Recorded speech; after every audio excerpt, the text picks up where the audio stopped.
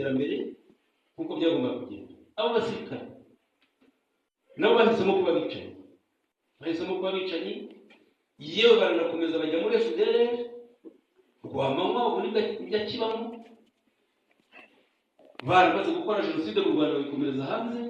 Mugemanyi nawe aho yatashye ngo akorere u Rwanda mu ngabo no mu buvuzi ajya mu Gicengezi, yaguye mu karere ka Musanze mu Bacengezi ahantu bitaga muri komine Nyamutera.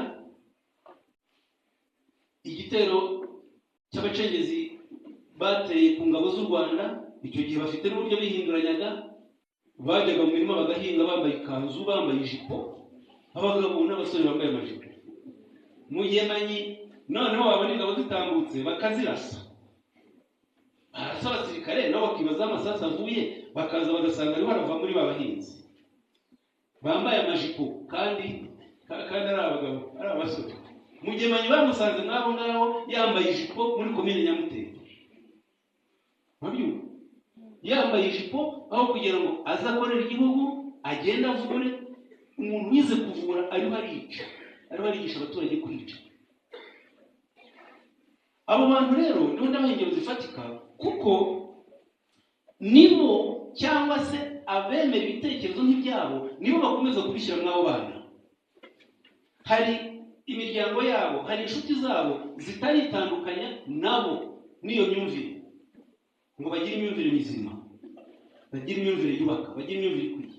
Bakomeza kubona muri Rwamanywa, bakomeza kubona muri Mugemanyi wabaye umuzimu wagiye, bakomeza kubona muri Kanyeshyamba n'abandi.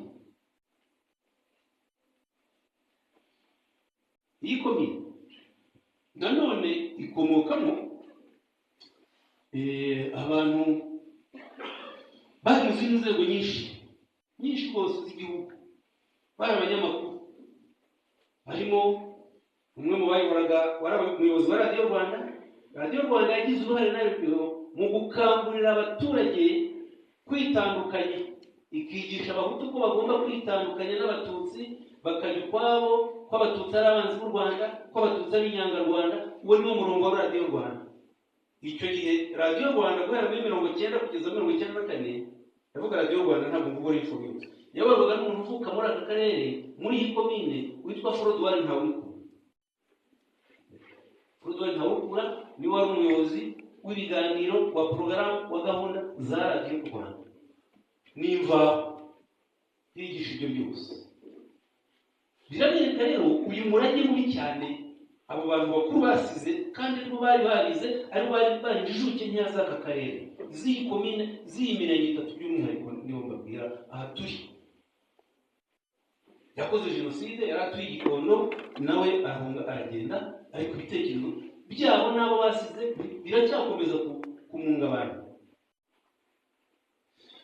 Aka karere kari gafite noneho nagure njye mu karere ka Nyamagabe kose ndetse imirenge ku bijyanye n'uburezi.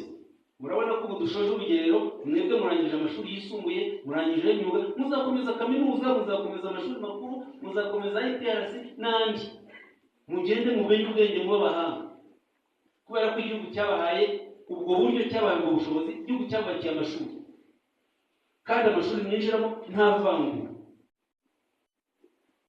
Kugeza muri 94 yahoze ari Perefegitura ya Gikongoro, winjiraga naho nako ni mu Rwanda hose, winjiraga mu mashuri yisumbuye ari uko leta yakwemereye, kandi kagira igipimo cy'abatutsi kitarengwa. Ntabwo abatutsi barengaga 10% mu myanya, 10% nibo bashoboraga kwemererwa kujya mu mashuri yisumbuye, abandi b'abahanga bagakomeza batyo. Ariko icyo ngiye gushimangira kimwe nuko aka karere ka Nyamagabe kugeza mu 85 ubu nahoze mbaza abayobozi b'inzego z'ibanze, baravuga bati aka karere gafite amashuri yisumbuye 166 yose n'abantu ayisumbuye none. Okay, tuvuga ko ayisumbuye ari nko muri 40-50 nka amashuri yose hamwe 166 arimo ayisumbuye ari hagati ya 40 na 50. Muri uko bana amashuri ubwo bivuze ko abana bo hirya no hino hose bajya mu ishuri bakiga, bakagaburirwa, bagahabwa ubumenyi, bagahabwa ubuhanga hose kugeza muri 1985. Akarere ka Nyamagabe n'igice kimwe cya Nyaruguru. Ubwo naho igice kimwe cya Nyaruguru kubera ko yahoze ari prefecture ya Gikongoro yahujwe mu turere Nyamagabe na Nyaruguru ndetse n'igice cya Nyanza.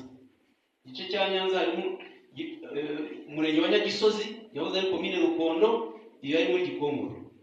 Hanyuma Nyaruguru ubu dufite yahoze ari komine Mubuga, Rwamiko, Kivu, Nshiri ndetse n'igice cya Nyakizu ya Butare, izo zaje muri Nyaruguru ariko yari Gikongoro.